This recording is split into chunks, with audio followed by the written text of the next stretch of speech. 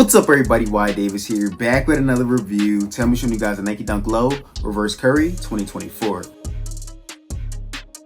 Alright guys, these officially did come out on Friday, and I know it's been a minute since I made a video, almost 2 weeks. I want to say Happy New Year. There's a lot of new video concepts coming to the channel, so stay tuned for that, and I have a lot of videos to upload for you guys. I have the Air Jordan 1s, these, Nike SB Blazers, some Uggs by Stamped. I have a lot of things that I have to drop. I know you guys probably seen the shorts already for those videos, but let's get into it, guys. So I finally have these in hand. I was able to get these from the Hush Life Boutique in Englewood, New Jersey. They did recently just open up another location, and this was the only place I could find these. Now, these did officially come out in 1999 for the first time ever in Japan, only a Japan exclusive, and we got these finally today. Now, if these would have came out a few years ago, these would have definitely flew off the shelf. I don't think the people know the history on this shoe, so these shoes are sitting today, and they're currently going for about the same price on the market that they are starting at, and that retail price is $135. So if you guys have been watching any of my other Nike Dunk Low videos, you guys would have seen me review shoes that cost $100 to $110 to $115 to $120, and now we have a Nike Dunk Low here at $135. We also have some Cyber Dunks that I did not get. I might get those tomorrow or Tuesday, but they are the Cyber Dunk, and it basically is like a 3M shoe all the way around. Those also cost $135. So if you guys, see that on the aftermarket right now for $135 to $140, that is what they actually cost. They aren't costing $110 to $115. So Nike did give us a little bit of an increase once again. I don't know why they keep on, going up $5-10 on these shoes, but anyway, let's get into it, guys. So this is the box right here. As you guys see, we get a normal Nike Dunk box. We don't get that old school box that Nike used to have. That would have been dope to see on this shoe, being that it is the first time that I re-retro. I think if they would have added that character to this shoe, this shoe would have did a lot better in my opinion, and a lot of people would have went after these as well, especially because we all want that realistic type of thing and make us reminisce of what it once was. But hopefully we do see some things like that in the future with the older boxes and whatnot. But I did go to size 10 on these. Once again, the retail on this was $135. All right, and this is the shoe right here now. Now on the box here, you guys can see that it says Nike Dunk Low Quick Strike. That's what the QS stands for. But if you guys Google these and see it say COJP, that means Corporate Japan, and that also used to be the URL that Nike used to use when it was using that system. So if you guys did see that name, or when you look these up on Google or anything like that, and you've seen that, that's what that does stand for, Corporate Japan. And that's just like through the Nike database. But this is what the shoe looks like right here. Open up top of the box and bam, here it is. What do you guys think about these? A copper drop for you guys. This is a calm colorway, a very easy colorway to match up with that white and like that tan. So if you guys have like a palette of wearing green, grays, and khaki colors, these are definitely going to be in your style. But they also do come with an extra set of laces that is not normal. Not only did Nike Dunk Lows come with extra laces back then, but they also came with a higher lip guard, as you guys can see, different from the Nike Dunk Low Pandas that we see today on Nike Dunk Lows. So this is what they come with, and they don't have a plastic bag on them. They just come just like this, tied up with the shoes. All right, but this is the shoe, man. What do you guys think right here, guys? I like these a lot, in my opinion. Now, before I actually give you the details and rundown about this shoe, I'm gonna show you guys some old pictures of what the shoe looked like before.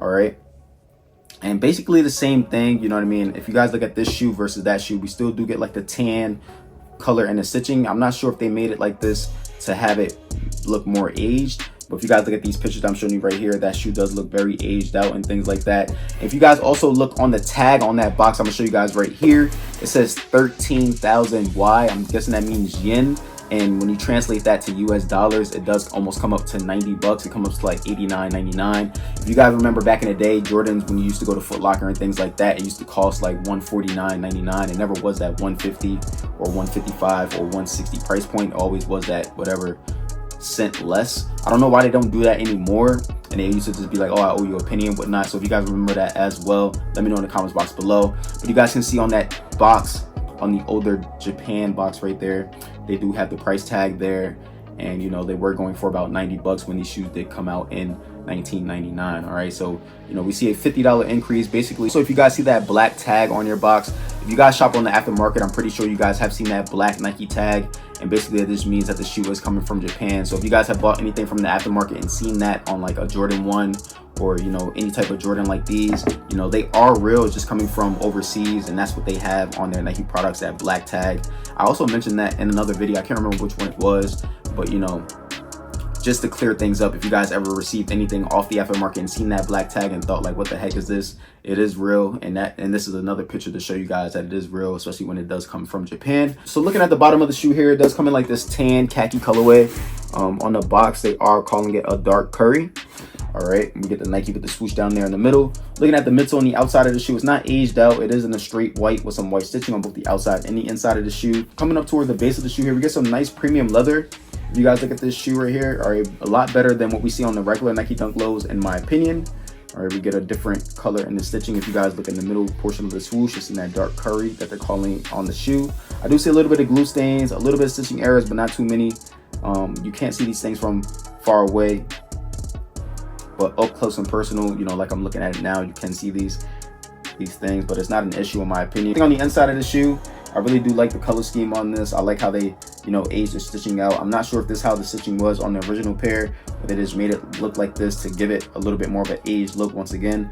But in my opinion, this shoe does look really nice, and these are very limited. You know, I was only able to get these from the Hush Life boutique, and that was the only store that I know that had these shoes carrying it. So, you know, these shoes are very limited, and they did only come out in Japan once again in 1999.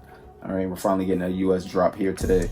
Now, looking at the toe box here, the toe box is very soft. You can use my code of whydavis on creasepiece.com to get yourself some crease protection, because these will crease up pretty easily on you. I mean, the leather on this is really buttery, guys. Like, it just bounces right back. If you guys can see me doing this right now. Looking at the mudguard here, we see a little bit more of that aged stitching, like a cream.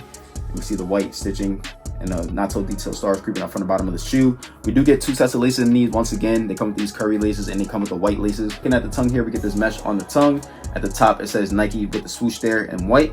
On the inside of the tongue here, it just tells us where the shoe is from and everything like that. On the inside of the shoe, we do get this white satin on the inside. It's really nice and soft. Looking at the actual insole of the shoe here, it has like a rub feel and look to it. Now, these insoles are pretty hard to take out, and I'll show you guys on the bottom here how it came up with all this glue and cotton on the bottom. So be very careful. You don't want to rip your insole trying to take out your insoles if, you know, your shoes don't fit and things like that. So be very careful when you guys are doing this. But on the back of the insole, it is gray. You guys can see that with the glue stains under it.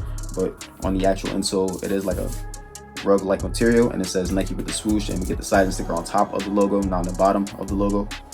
Underneath the actual insole, it is white with some pink stitching and white stitching. Show you guys that real fast. Now, somebody mentioned this to me in the reel that I posted on this shoe yesterday, telling me about how the dates on his shoe were different. Now, I have gone over this in different videos, and this guy was the first person to actually point it out to me as well. I've been asking you guys for feedback on this, and finally somebody has replied to me and said that they have been seeing this on their shoes, and he told me that he got it from Nike. And like you guys know, I am retail poppy. I get most of my shoes from retailers, and the same thing on this shoe here. Now, on my right shoe, it says 07/19/23 to 09/12/23, and on my left shoe, I have a different date of 06/28/23 to 09/07/23. So they have been doing this a lot recently. I guess this is to, you know, let people know that, okay, your shoes are real if this is happening. But, you know, I don't see a lot of other people reviewing shoes in detail like this. So if you guys do see these things, your shoes are real. Hopefully you guys run into my video one day. But yeah, we go very deep into detail over here. So if you guys see that, don't worry, your shoes are real or have a good chance of being real. And I'm not a legit checker. I don't have to be. I get all my shoes from retailers. I barely buy off of people. But anybody that I do buy off of, I know them. I seen them in line, or I seen them purchase a shoe and then give it to me. Anyway, but let's get back into the shoe, guys. So on the back of the shoes here, it does say Nike. Moving down a little bit further, we see some 3 lines back there in that curry, the curry colorway, and then it goes down to that white on the bottom of the shoe. All right. This shoe isn't in my size. I'm not about to sit here and tell you guys how they fit, because it's gonna be a waste of time, and I just want to hurry up this video. I have a lot more videos to do.